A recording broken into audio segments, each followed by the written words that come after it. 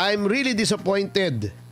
Kasi, siya na mismo na nagtakrara na yung unprogrammed appropriations na marami nang bumabatikos na yan ay source of corruption. Yeah. Hindi daw niya tatanggalin. Tagal-tagal na ho tayong din nakakapag-on point dito sa PH Update. Interview ho nitong si Congressman Toby Tiangco dito kay Ma'am Pinky Web ang ating pag-uusapan dito sa video na to. Tapos segue ho tayo dito sa Yes Show, Tupa Show. Pero bago ho yan, isang like at isang subscribe.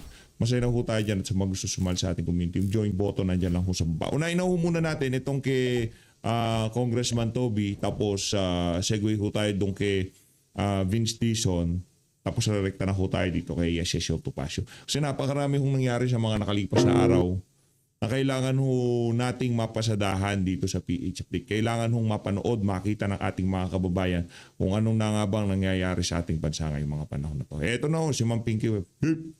Botas. City Representative Toby Tiangco. Congressman, good to have you. Welcome to the show, sir. Naku, balita ko kung Toby, marami daw naapektuhan ng baha sa lugar mo. Sana nasa mabuting kalagayan yung mga kababayan mo. Yan naman ang dalangin natin sa lahat ng ating mga kababayan ngayong mga panahon na to. Mayat maya ho tumutunog yung ating mga cellphone na yung mga warning no ng MDRRMC no. Pagka meron na tumunog na ganun, alerto ho tayo. Kailangan ho nating maging alerto. Sana nasa mabuting kalagayan yung mga kababayan itong si Congressman Toby Tiangco. Sincero yun sincero. Lahat naman na mga kababayan natin ngayong mga panahon na to. Sobrang marami ho talagang ang hirap po ng kalagayan ngayong mga panahon na to. Kaya pagdasal ho natin ang ating mga kababayan. Yes, thank you. Good evening. All right, sir. Flooding could be still a major problem in Navotas. But it didn't seem that was the problem this time around with non-stop rain. Sir, ano ho ba nangyari at para naging ligtas po ang Navotas sa baha? Okay. Basta't ayos lang yung navigational gate, okay naman kami, no? Makokontrol naman natin. Mababaho yung Navotas na yan. Isa ho yan sa mga flood-prone area kung tawagin. Pero kung na-manage silang maayos, yung baha dyan sa lugar na yan, dapat ho ata nilang tanongin itong si Congressman Toby Tiangco kung ano ginawa nila. Hindi mo ba ipinasilid sa maleta yung pera, Kong Toby? Kasi pagka pinasilid sa maleta yung pera, talagang lubog ang haabutin na sambayan ng Pilipino. If you will recall, yung 2024 kasi saka 2025, sira yung isa sira yung navigational gate, yung isa naman yung coastal dike, may nakabanggang barcode, di ba? Opo. So yung top portion ng coastal dike, nabakbak. So pag kasi yung navigational gate ang hindi gumana, kahit ano gawin namin, kahit yung pumping stations namin lagpas 80 na, hindi talaga kayang pigilan yan, no? Pero basta ayos yung navigational gate na pipigilan yung pasok ng high tide galing sa ilog, at yung coastal dike ayos na ngayon, matatapos na ng DPWH, wala nang gap. So, okay kami kasi kaya nang bombahin yung tubig. That's the two main structures of our flood control project. Tapos madaming konektado dyan yung mga roads namin kasi sa Navotas, yung ilalim nun, concrete culvert, malalaking kanal. So doon naka-impound yung tubig habang hindi sa nabobomba. Sinimulan namin yan siguro mga 6-7 years ago, na yung mga main roads namin, dinalagyan namin ng concrete culvert. So mga 2 meters in height yung taas nun, almost 2 meters yung lapad. So instead na yung tubig kasi babaw ng kalsada, nasa ilalim siya ng kalsada habang hindi nabobomba. I didn't know may culvert po kayo doon. But do you use this water, sir? Meron. Are you able to We just pump recycle it out. this? I see, okay. No. We cannot recycle it kasi yung capacity ng culvert, yun lang yung kalsada. Hindi na wala naman kami malaking impounding area. So ang idea lang doon, instead na yung tubig sa ibabaw ng kalsada, habang binubomba siya palabas. Okay, so sabi mo dalawa lang po yun. Ito ho ba yung may nabasa ho kasi akong tinatawag na bombastic pumps? Ano ho ba yun?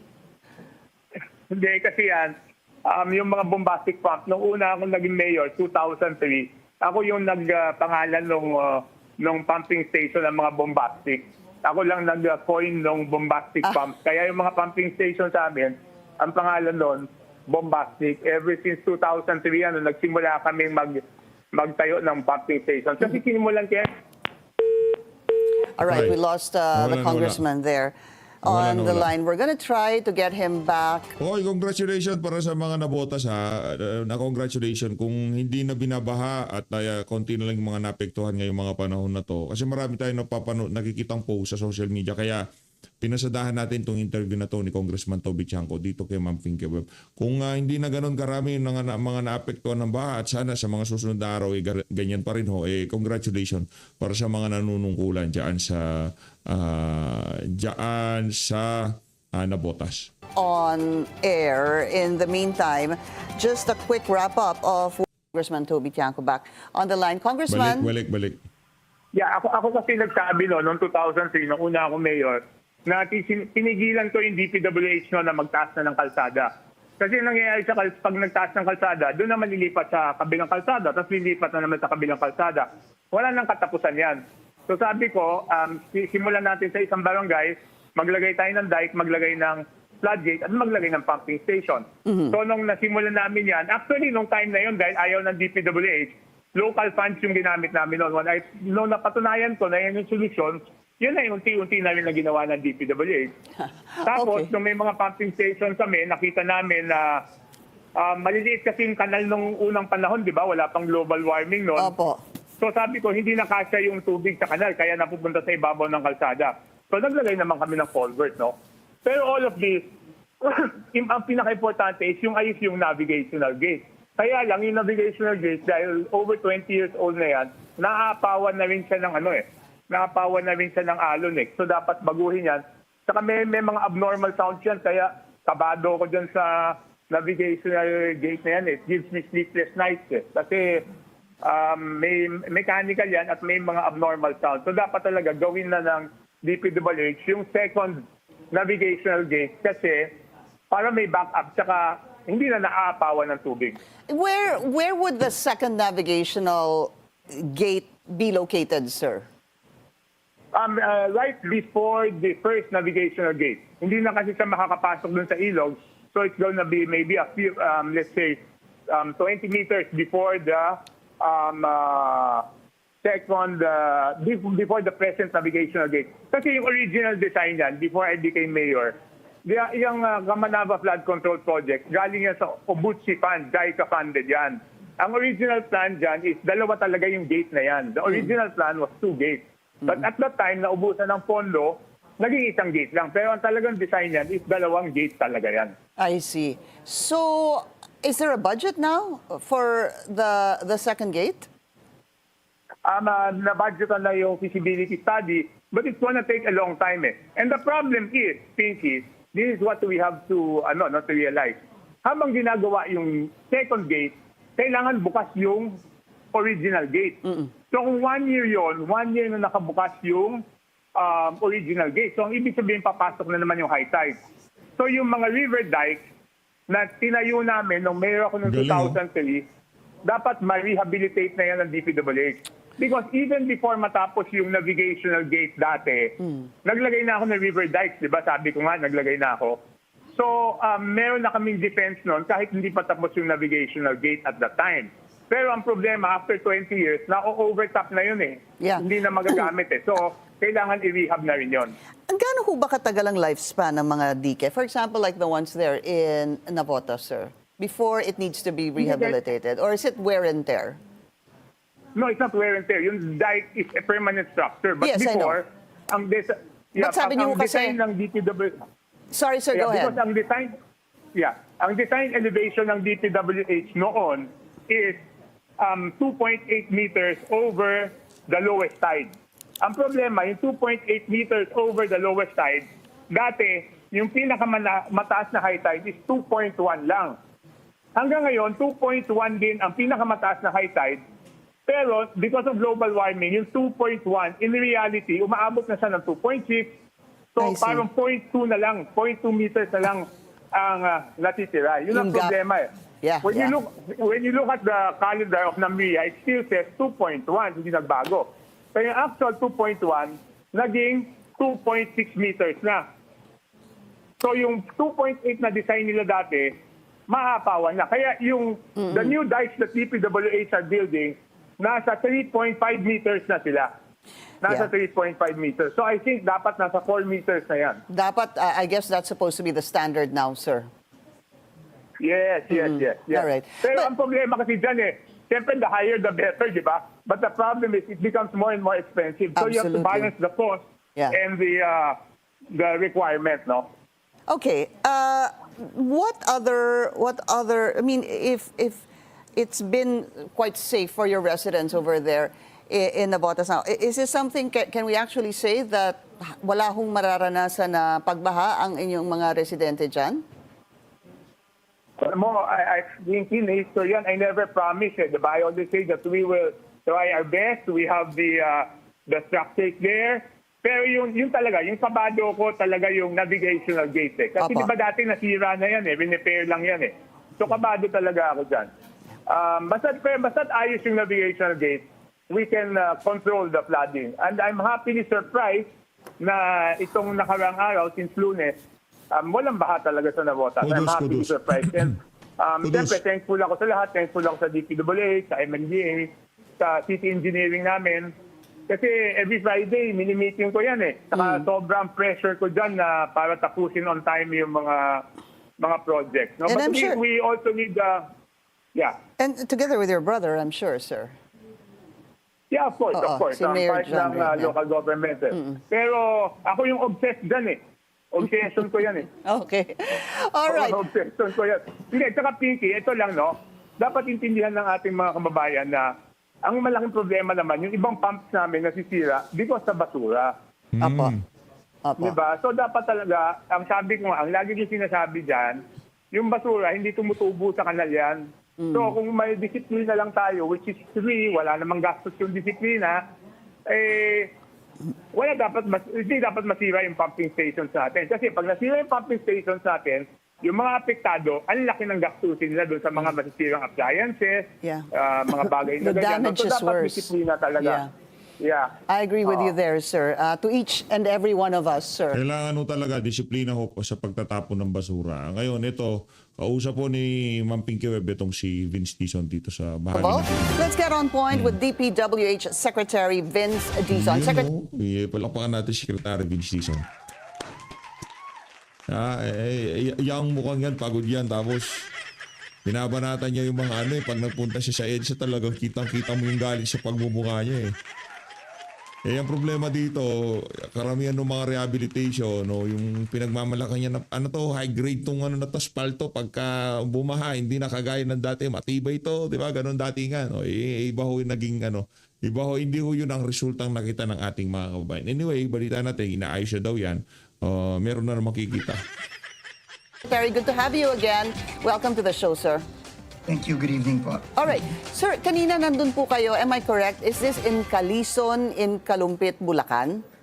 Opo, I was there this morning just to check because we started a dike project there that was left behind by the people that did this in the past several years na hindi ginawa itong mga project na dapat matagal nang ginawa. Yeah. And sa nakikita nyo ngayon, and nakita ko mismo kanina, first hand, talagang nagdurusa pa rin taon-taon yung mga kababayan natin doon. So, sinimulan natin ito'y iniwan kasi ng Diskaya, and sinimulan natin yung proyekto itong end of May, and gusto ko lang makita yung sitwasyon doon. At Doon pa lang sa unang banat nitong si Secretary Vince, kagad sisi na sa mga Diskaya.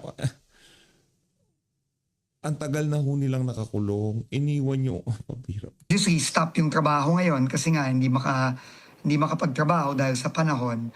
Pero talaga, first time ko kasi, Pinky, na pumunta dyan ng ganito kasama yung panahon na napakataas ng tubig.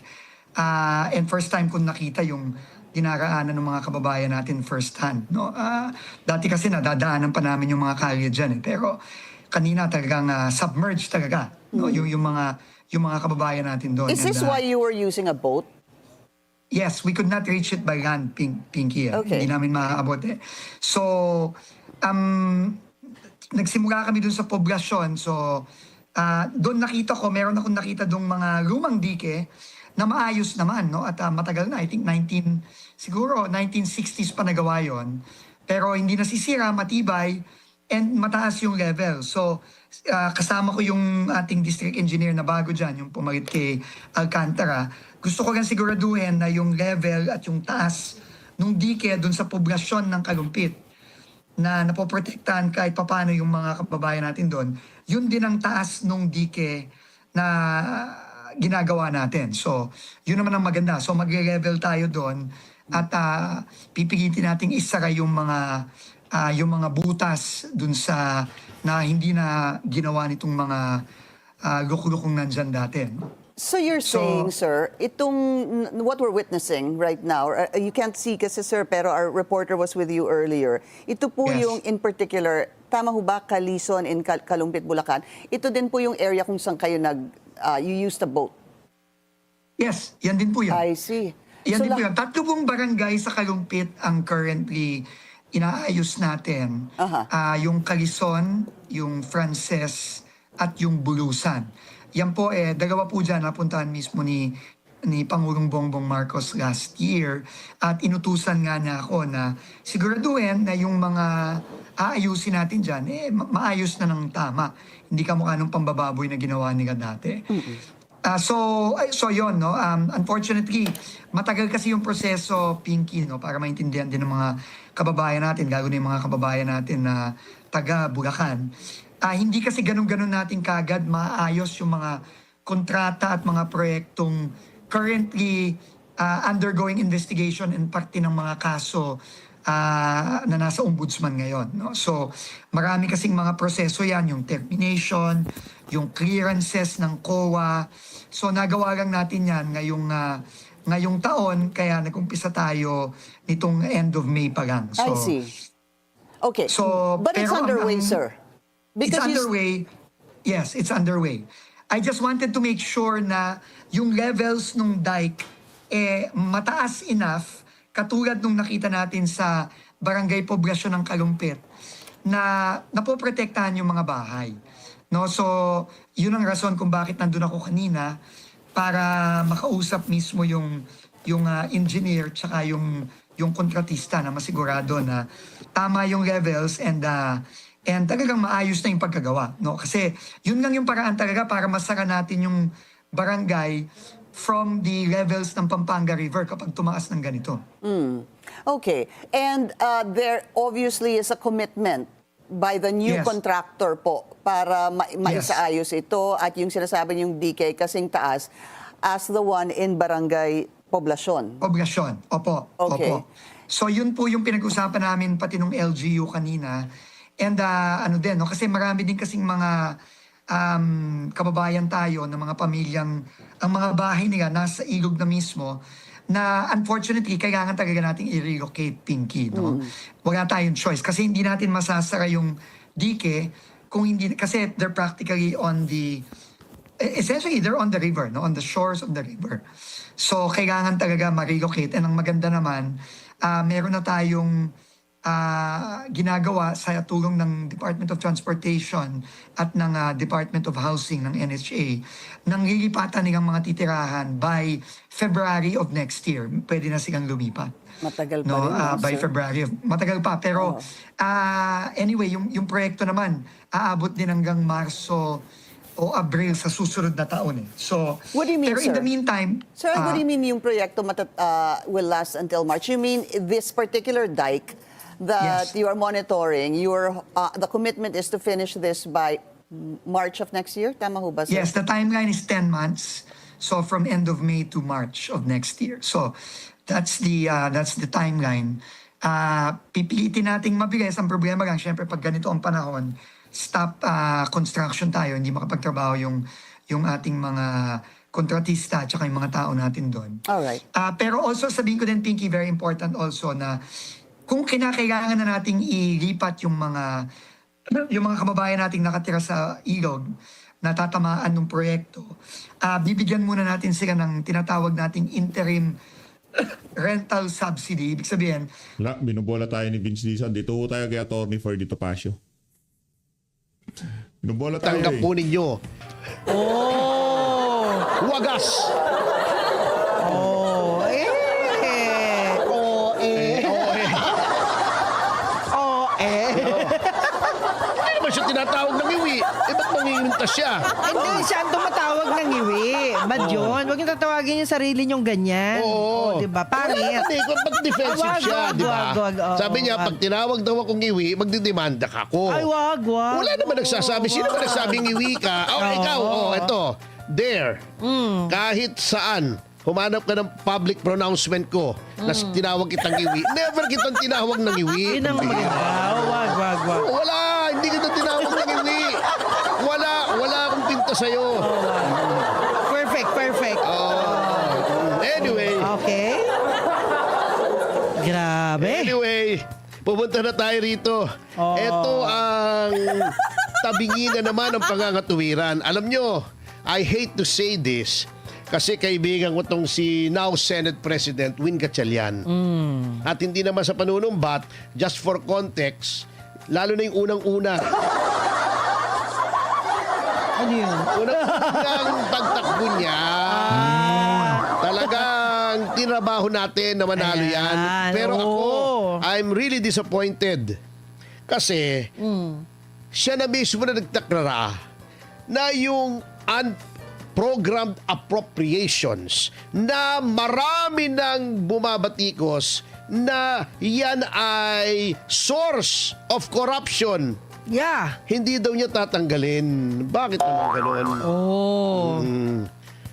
Diba? Sabi niya kasi, eto ang sabi niya. Ito, Tagalogin mo. Opo. Ito, yan. Sige.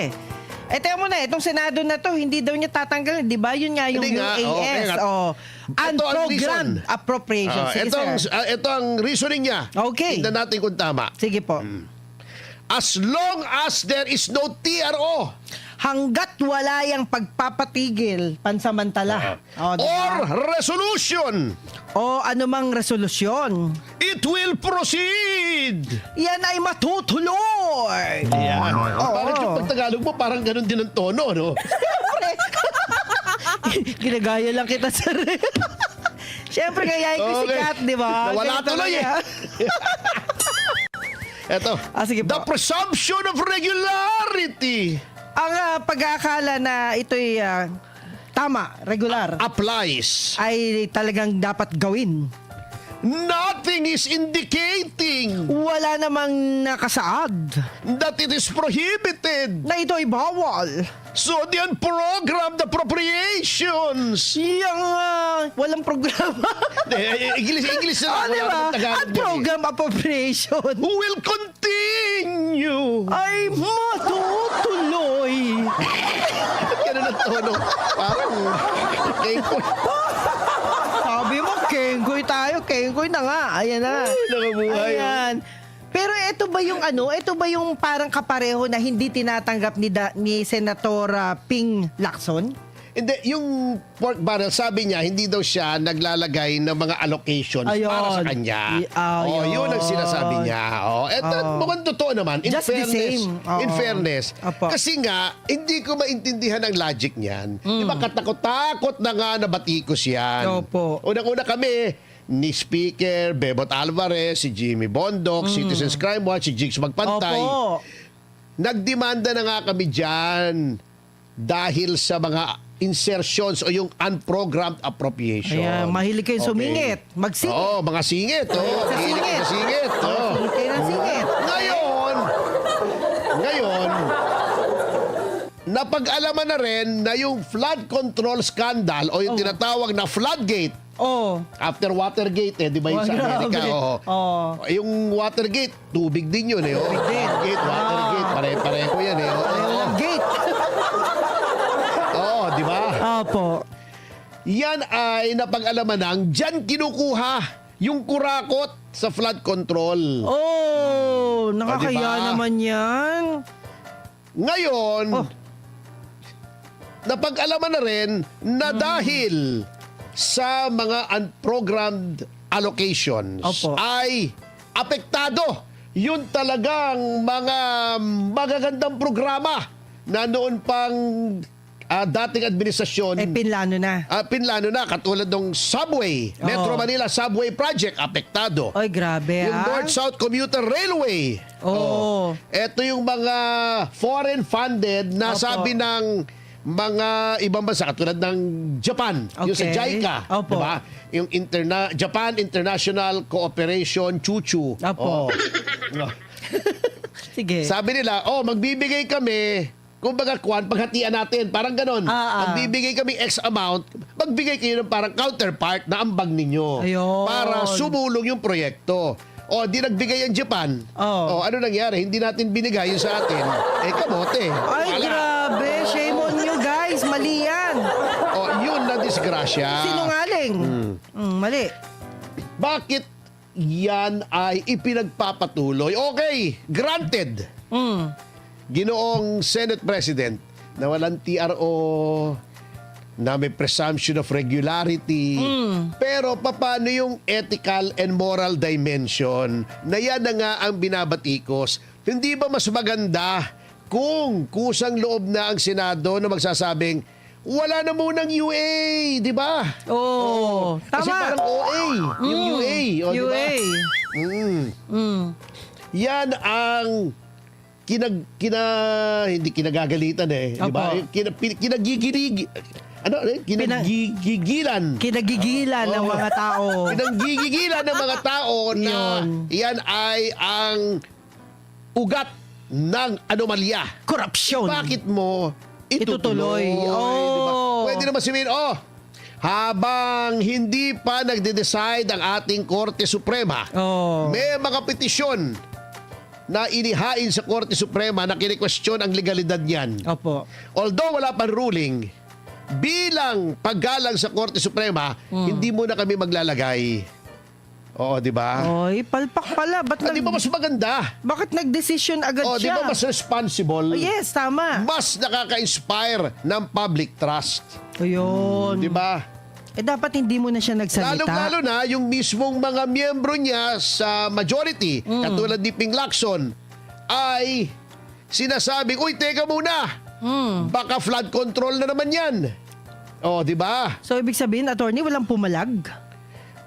Mukhang walang papalag kung maraming makikinabang. Yun ang Ay, problema. grabe. Okay.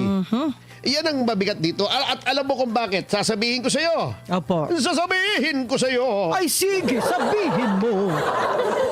Kung bakit may UAS na naman.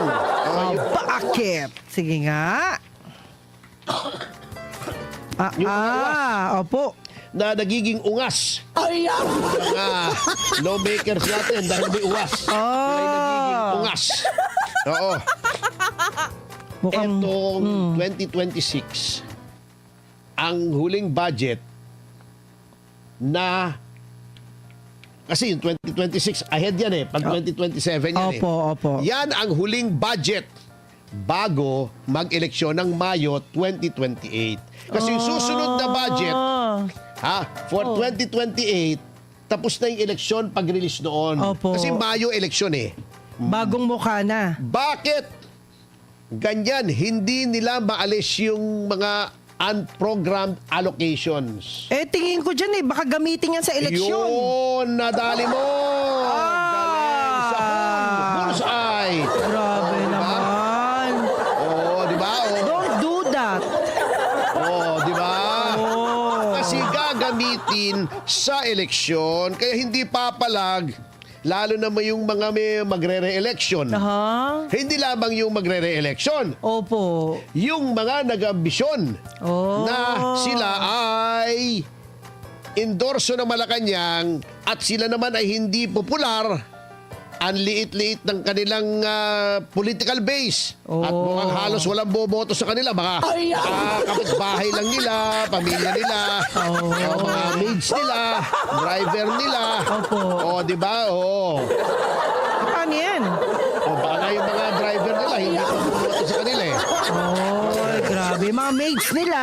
Oo. Ay, lahat yan, Asar niyaya. sa kanila eh. Kasi syempre, nababahari yung pamilya ng mga maids nila. Opo.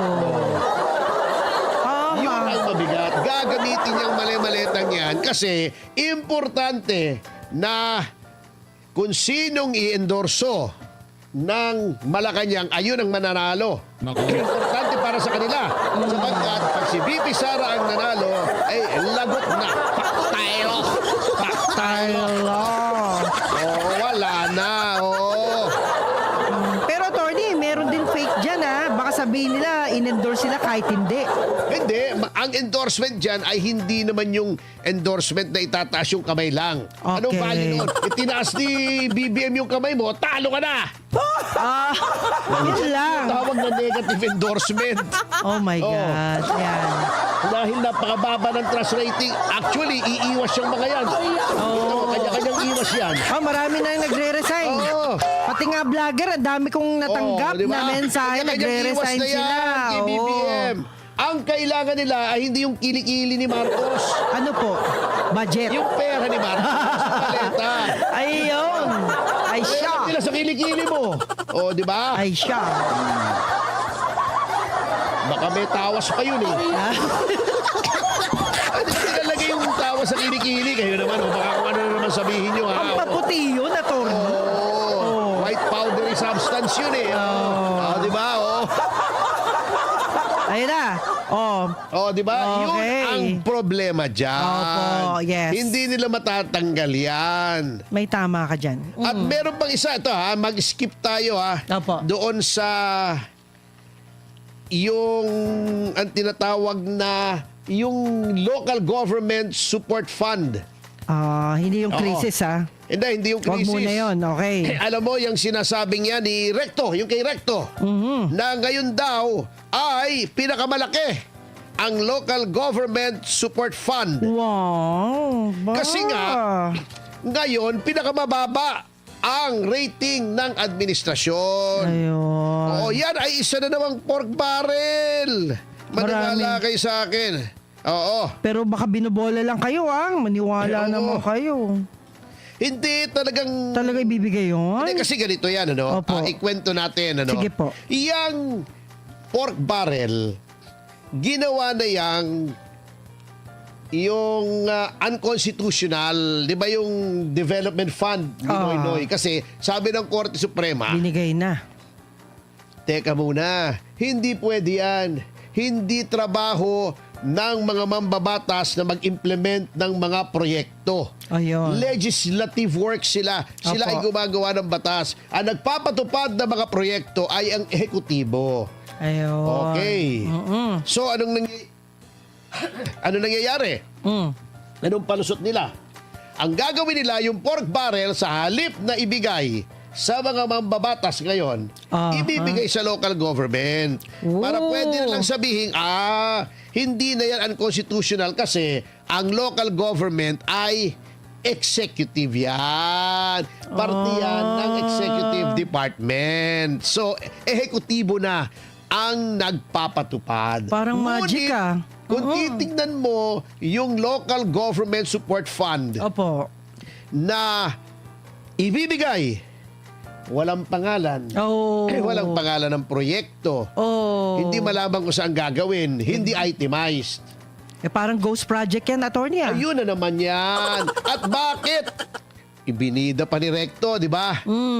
Naku, ngayon, ang pinakamalaki na local government support fund. Bakit? Kasi ngayon, hindi ibig sabihin ngayon yung budget Opo. na gagamitin Para next habang may eleksyon. Di ba? Ibinida nyo pa. Nako, mali. Ibinida nyo pa eh. Pinagmalaki pa, no? Corruption na naman yan. Ala. Bago binida pa ni Recto, ano ba naman yan? Oo. Nako, nagkamali si sir. Nako. Sinabi nyo. Can you imagine naman ang laki-laki ng local government support fund. Di ba? Sa buong Pilipinas ba yan? Sa buong Pilipinas, Di lahat ng local government. Parang ano yan 912 na barangays yan. Oo. Yan ba yun? Hindi lang 900 Hindi lang? na barangay. Sa lahat ng local government. Wow! Lahat. Billion yan. Ay, bilyon Ito ha, yan. ito. Oo. Sige po. Ano ang local governments? Probinsya. Yes. Sa Tama. loob ng probinsya ay may mga lungsod at mga munisipyo. Yes. Mga bayan. Opo. O sa loob ng mga lungsod at ng mga bayan ay may mga barangay. Ayun. Lahat yan. Oo. Bakit? Yan ang grassroots organization nila. Pinopondohan na nila. Kaya walang pangalan, walang project para magamit nila pang-pressure. Ikaw, hindi mo susuportahan ng mga kandidato ng administrasyon. Sige ka. Oh, Parang wala gano'n. kang pera. Wala kang budget. Oh, di ba? Ay, ganun ang grabe. gagawin dyan. Pang-pressure. Booking na booking yung local government support fund. Ah. Yan ang problema dyan. Gagamitin po talaga yan para sa pamumulitika. Maniwala po kayo. Ngayon, tingin nyo, wala nang kinalaman dyan ng mga congressmen. Hindi po. Siyempre, lalong safe sila kasi walang paper trail. Ayun. Kasi, ostensibly, ibig sabihin, on paper, Opo. i-release yan sa local government. Pero kung kaalyado mo yung local government, eh syempre, ayan na naman darating yung pork barrel. Itinago lang. So, yung mga kongresista, may pork barrel pa rin sila. Ala. Yung unallocated, unprogrammed allocations. Opo. Okay? Meron pa silang tagong pork barrel doon sa local government support fund. Tingin nyo, hindi namin mabubuking yan. Kayo naman, tingin nyo naman sa amin, bang-bang. Attorney, para ka senador ha. Alam na alam mo yung mga budget ha. Hindi, obvious naman kasi. Tayo ay lolo-loko pa eh. Sasabihin, oy, mahal namin ang local government. Eh bakit ngayon nyo lang minahal ang local government? Dahil matatalo kayo. Oh. Dahil lahat gagawin nyo para manalo kayo sa 2028. Kasi natatakot kayo na walang may gusto sa inyo. Gagamitin yung daan-daang bilyon, baka trilyon na pera ng bayan para magbili ng boto. Nakakatakot yan. Naman, niloloko nyo pa kami. Ginagawa nyo pa kaming mangmang eh. Pero attorney, Kayo di naman, naman tanga yung mga taong bayan. Alam naman nila yung totoo. Hindi, kaya nga tayo, ang papel natin dito ay isiwalat itong panlilindlang ng kasalukuyang administrasyon. Ayan na. Yan. Yan ang katotohanan. Ito, si Recto talagang pinili pa. Oy, mahal namin ang local talaga lang Kunyari pa kayo. Grabe kayo naman nagmahal kayo. sa local government. Hindi, ang baba-baba. Below sea level, negative. Grabe. Pangulo. Na kahit sinong i-endorso ng Pangulo, ay may problema. Taob. Kaya kayo mga kababayan, ewan ko kung yung survey na yan ay mag-hold. Pero, uulitin ko again, Okay. kung kayo ay lumalangoy sa dagat ng basura, oo, di ba? Ay, matindi yun. Advertisement ni Villar yun, di ba? Oo, Yung matindi nakaranas yun. na ba kayong lumangoy sa dagat ng basura? Oo. Ngayon, nakaranas na pong marami. Marami na po. Oo, Senate President Villar, dami nang nakaranas. Lumangoy sa dagat ng basura. Dati imitation lang, ngayon totoo na pala yan. Oo. Oh, noon kasi Kung yan ay mangyayari pa after 2028, ay kasalanan nyo na yan kasi tingnan nyo naman yung mga nasa ratings daw sa survey. Oh. Yun pa rin mga tao. Sila pa rin. Yung Pangulo, the same person na nandito sa administrasyon niya nangyari. Oh. Yung trillion peso flood control scandal. Ayun na. Hindi ko sinasabing may kinalaman siya direkta. Oy, Opo. happy! 1.3 thousand live viewers! Ay, thank you guys! Salamat po sa inyo. Salamat po. Yan. Hindi ko hinuhusgahan Opo. na meron siya o wala siya roon, direkta o indirekta. Opo. Oo, pero the fact remains, nangyari sa ilalim ng kanyang administrasyon. Hindi po natin may pagkakailayan. Katakot Oo. naman yan. Di ba? The buck stops there sa desk ng presidente. Opo. Command responsibility. Sino bang nagpapatupad niyang yung flood control scandal? Di ba yung DPWH niya? Oh, di ba? yun. Sino bang mga nakinabang? Yung mga mambabatas na kaalyado niya. O, di ba? O, Nakadikit sa Hindi kanya. na nakadikit sa kanya. O, may mga aligasyon pa. Hindi natin sinasabing totoo. Pero may Daw, siniwalat na video si Manong Chavit na napakarami ng anomalya doon sa distrito Sa lugar ni Sandro nila. Marcos. Oo. O, sino man tinuturong mastermind? O, di ba? Bukod sa kanya, yung kanyang pinsan. Na naging anong tawag dito? Speaker of the House. O, di ba? O, Ayan na. lahat yan kaalyado niya. Si Saldico. O, si Bonoan. O, di ba? DPGWH secretary niya yan eh. O, di ba? O, Mga big fish. oo. Yan, Yan ang mga big fish na fish. gustong gawin lahat na state witness ng ombudsman. Oo, di ba? O, walang makukulong dyan. Yun lang. Maniwala ka, ipipilit at ipipilit yan ng ombudsman. Bakit? Kasi may restitution daw. Ano naman yun? Benta lang naman. Grabe. Sa kabila ng lahat ng kaguluhang yan, basura na nga yung gobyerno, literal na basura pa ang nangyari. Diba? Huwag namang maging basura ang pag-iisip ninyo. Eh parang Ano nangyari? Kwento mo. Nangyari sa nakakahiya basura. naman eh. Ang basura, bagamat tayo lumalangoy na sa basura, eh tayo po marami ng problema. Pati ang mga utak natin nagiging basura na rin. Eh wag naman ho sana. Ano nangyari sa Oh, basura? Ang basura natin. Oh, Ay oo. grabe na. Asa na yung Sabi nga basura? ni Tito Bumabaha na Balikan, ng basura. Ito ang basura. Oh, critical. Critical na. basura. Critical. Oo. O yan, critical ang basura dahil alam nyo, tinatawag ho itong krisis, no? Krisis? Krisis ng Sino nagtawag ng krisis? sabi nga, Pangulong Marcos. Hindi. Ay, yung kanyang assistant. Eto, Teka, nasaan na yun? Yung boss, yung Pangulo, the Chief Executive, Ha? ayaw niyang tawaging krisis. Ayaw Sabi tawagin niya, krisis. ay, critical lamang. Ayun. Pinaganda pa niya. Oo, Ngayon pinaganda, pala yun. Critical. Pero, yung kanya... Presidente, Hindi.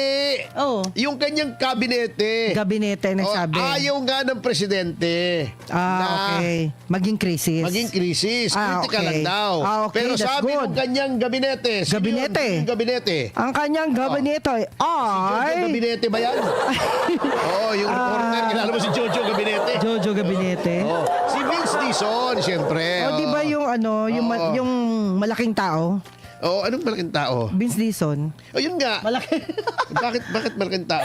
Ay, siya yung nakakakita ng problema pero hindi niya nakikita minsan. Hindi, kaya nga, hindi. Siya naman, ay sinasabi naman niya, ay krisis. So, magkaiba. Ay nako, Pangulo, magalit ho kayo. Ito. Magalit ho kayo, mali yun. Kinukontra kayo ng cabinet member nyo. Oo, Hindi boss. ba dapat under siya sa inyo? Kayong boss, dapat kayong nasusunod. Maganda yung iniisip ninyo. Mali yata ang iniisip ng tao nyo. Oh, hindi na maganda kasi critical din eh. Critical Oh. din. Diba, nakita naman natin yung dami ng Basura. basura. Oh, Gaano karami? Gaano karami? Gabundok ang dami niyan, syempre. Hindi, ilang truck? Ay, ang truck niyan, napakarami, Oo, rami. 72 na truck. Oh. Sa loob ng 3 araw pa lamang yan. Hindi pa tapos yan. Tuloy-tuloy pa yan. Grabe na. Oo. At tonelada. Grabe. Ngayon, eto Opo. Eto ang sabi ni Dizon na ayaw sabihin ng Pangulo. Ano naman po yun? Sige. Oo. Pero yan ay pag-aralan mong mabuti sapagkat babalikan po natin yan sa pagbabalik ng Yes, Yes, Yes. Napakahusay. Palakpakan natin ang programa. Congratulations na Tony Topacio. Talagang idolo ho yan. Napakahusay pagdating sa larangan ng ang tag dito, broadcasting, di ba? Mahusay ho. Maraming salamat ho sa pag-support sa PH Update. Mag-ingat ho kayo lahat. Mahal lahat ng Pilipinas. Maraming salamat mga kabayan.